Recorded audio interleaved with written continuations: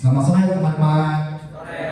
Pada kesempatan kali ini saya akan membicarakan suatu topik. Nah, mungkin teman-teman pernah alami yang sendiri selama masa kuliah. Nah, sebelum saya mulai, saya akan perkenalkan diri saya dulu. Nama saya Devin Valentino. Pada kesempatan kali ini, saya akan membahas tentang cara mengatasi prokrastinasi.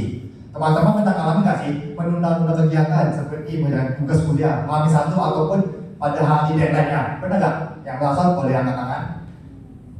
Nah, yang teman-teman lakukan itu namanya prokrastinasi. Nah, teman-teman anggap ini masalah sepele, tapi menurut saya itu bukan masalah yang bisa mati sebelah mata.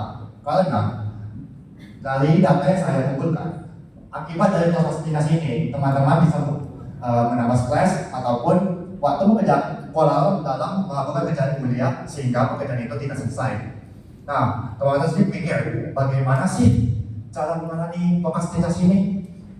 Nah, saya ada punya 3 cara sederhana atau yang kalian bisa lakukan di kapan saja pun ataupun di mana saja. Yang pertama, kalian bisa membagi tugas yang besar itu menjadi ke bagian-bagian kecil atau ke segmen kecil lagi gitu hitungannya. Biasanya kita melihat tugas yang besar atau rumit, otak kita otomatis bilang susah, nanti lah kerjain kapan-kapan. Tapi ada solusi yang sederhana, kalian bisa membagi tugas kuliah itu ke bagian-bagian kecil. Misalnya ada tugas kuliah suruh membuat makalah 20 halaman. Kalian bisa bagi di hari pertamanya itu kalian bisa membaca atau mencari sumber referensi untuk tujuan makalah kalian. Lalu hari kedua kalian buat kerangka, dan ketiga kalian bisa membuat makalah tersebut. Lalu yang kedua kalian bisa manajemen waktu dengan baik. Ada satu teknik yang populer yang teman-teman bisa lakukan, yaitu teknik Pomodoro. Itu dimana kita fokus selama 25 menit dan istirahat selama 5 menit. Dengan kalian melakukan seterusnya diulangi. Dengan kalian melakukan teknik ini, kalian bisa lebih fokus, lebih konsisten dalam waktu singkat dan tidak mudah bosan ataupun capek. Saya pernah lakukan teknik ini setelah melakukan tugas kuliah dalam membuat laporan. Awalnya saya tersantai, tapi waktu lama-lamaan lebih efisien dan lebih cocok untuk saya untuk melakukan pekerjaan ataupun belajar itu sendiri. Baru yang terakhir itu ada menghindari gangguan ataupun dari notifikasi. Jujur saja teman, musuh utama kita dalam melakukan tugas ataupun belajar itu adalah smartphone.